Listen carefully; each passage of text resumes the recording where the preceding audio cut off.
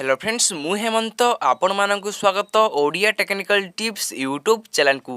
तो friends आसंत April 18 तारिख रु खरा छुट्टी प्रचंड ग्रीष्म प्रभाव पई आगुआ खरा छुट्टी घोषणा करा जायछि। राज्य रे बढुथबा ताती को आखि आगरे रखी राज्य सरकार आगुआ खरा छुट्टी घोषणा करुथबा सूचना दैछंती स्वतंत्र रिलीफ कमिशन विष्णुपद सेठी।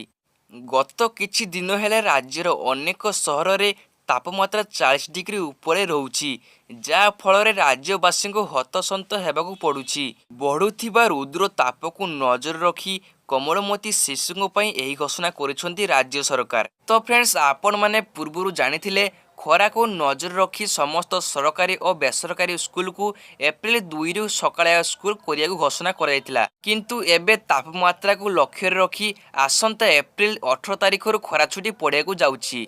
तो फ्रेंड्स ये थिला आपण मानक पई एक छोटिया अपडेट। सो मु आशा करूछि आपण मानक पई ए वीडियो बहुत ही हेल्पफुल हेतिबो। सो वीडियो को लाइक करंतु, शेयर करंतु, कमेंट करंतु एवं आगु एमिति इन्फॉर्मेशन पाया पई हम चैनल को सब्सक्राइब करंतु।